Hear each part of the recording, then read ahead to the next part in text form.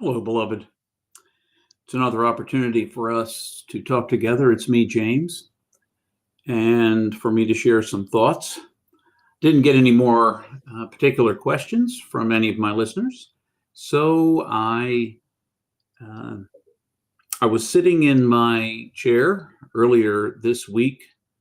One of the things I'm doing for myself, sort of as an aside, in the midst of the other things in my life, is I am learning Aramaic. That's a language from the first century that is most likely the language of Jesus.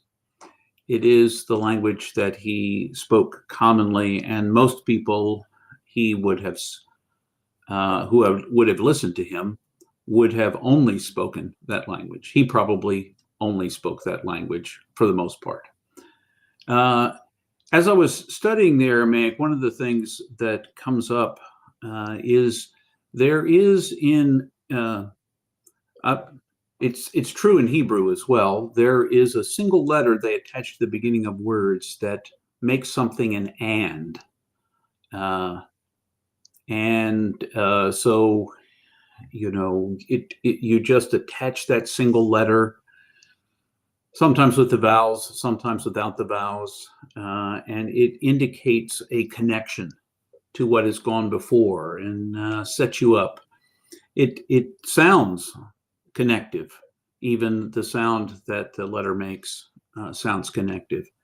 And as I was thinking about connections in life, it's often translated, by the way, and, much as our conjunction and is. I was thinking about my life from the perspective of the ands that I make in life and the ors.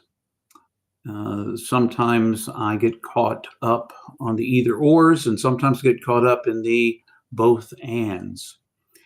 And I think the healthier of the two is trying to find an inclusive way, the both and way, as opposed to the either or. So often, I think that we get very dualistic in the way we look at the world when we divide things into either right or wrong, light or dark, good or evil, because almost everything has some blend or nuance to it. It's rarely as simple as the choice may seem. So as I thought about it, it occurred to me that to ask this question: what if embracing and could transform the way we see the world and one another? If it was less either or and it was more both and, could that transform the way I engage the world itself and the world in which I live? Now, when I think about it from a perspective of even my own faith, coming from the path of following Jesus, we often talk about divinity and humanity together, as embodied in the person of Jesus, and then sort of through his example, learning to see that each of us bears both our humanity and divinity as well. Jesus sort of set us up to see ourselves that way in the way that he lived and taught. So as I thought about that, I thought about all the paradoxes of life that sometimes need to be held together.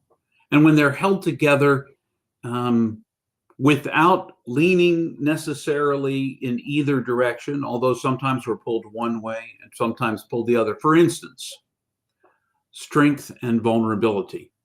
Is it possible to be strong and vulnerable, or are we strong or vulnerable? But you can't be both. Is there strength in vulnerability? And see, the funny thing is about that paradox is the faith that I have come to receive in following the path of Jesus shows that the greatest strength Jesus had was in giving his life away, ultimately. That's what we say theologically from that perspective, is great strength came in his great vulnerability. God said something about what is strong in the person of Jesus, and it's not what we always thought it was. It's not strength. It's not strength in the sense of power or force or control. It's a willingness to be vulnerable, to risk, and to take that risk. But we have to be able to see that there is both strength and vulnerability, and that they can be held together, though they seem paradoxical. Much in the same way as we would see that humanity and divinity could be held together. Another "and" could be seen in faith communities. I have to be honest with you. I've led faith communities for about 40 years of my life, or I've had a leadership position in various faith communities throughout those years. And there are lots of ways where members, individuals within the faith community, can see the world differently and yet remain community. Don't have to. Can we disagree and remain together? I've been married for 33 years. And I would say that in those years, there have been not the major things, but in many of the minor things, Linda and I have disagreed and still found a way past our disagreement to be together and to find, actually to be strengthened by disagreeing agreeably, by challenging one another and still loving. It's easy to love someone who agrees with you all the time, I suppose, but when they don't, then you really find how deep love really is. And that's what "and" does. To me, that's what "and" does for us. If we can find a way to reframe our lives in such a way to look for the "ands," because we are interdependent, we're interconnected with one another. We belong to one another. And it's not just amongst humanity, but the planet itself, the universe. We're a part of all of that. One of the upcoming topics I'm going to talk about, because several people have questioned me about it, not in relationship to the podcast necessarily, but how is it that I can hold evolution and my faith together in a way that doesn't pull them apart? How can I do that? Because evolution, some of what evolution says, some of the idea that the universe is, say, 22 billion years old, flies in the face of a sense that the world was all created at once and that it's only several thousand years old for some folks, if they just follow a literal timeline. How can you bring those pieces together, hold both of them in tension, and yet find something meaningful in that? So that's one of the things I'm going to be talking about as an "and" in an upcoming episode of the podcast. Evolution and faith and how they dance together, enhance one another, encourage one another, and can grow together with one another. That's one of the future pieces. But so when we hold the paradoxes, the struggles, and hold them in tension with each other, and can keep the both "and" in front of us, oftentimes we find yet another way through that can embrace all of what's in front of us. And I can tell, just looking back on my life, and particularly recently, that when my life is caught up with a lot of either ors, I am in a less healthy place for myself. That my attitude about life is less healthy, that my attitude about the people with whom I share this world and the universe is less healthy, because I'm seeing it in an either or kind of way. And it's my way or the highway. Maybe it can be my way and the highway, and we can do it together. But recently, a lot of dualistic butting against, rather than holding in tension the "ands." the ands.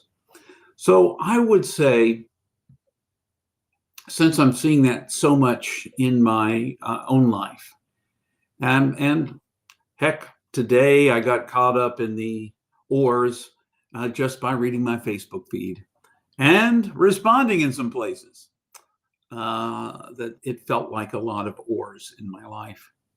And I want to re-embrace the ands and find the ands. So my challenge to you, my challenge to us going forward is, what would it look like is if we reframe every time that you want to say this or that, whatever it may be, is there a way you can reframe all the ors? Kind of look at the times that or rises up inside of you, the desire to split into two pieces, and ask yourself, is there a way to be inclusive, to draw together, to find a way to use and instead of or? I know they're just pieces of the English language, conjunctions, if you will.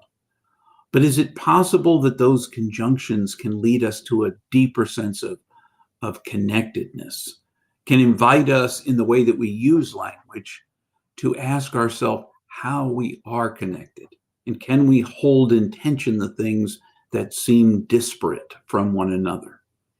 Just my thought for the week. I'm trying to work on it myself. I encourage you to work on it. Look in your life in the coming week for those ands where you want to put an or, and see if that doesn't help you. In any case, if you find that helpful, great. If you don't, maybe next time. And I encourage you, if you have questions, again, to write me at infinitelypreciousllc@gmail.com. Remember, whether you write or not, whether you listen or not, you are infinitely precious and unconditionally loved for the gift you already are. Until our next time together.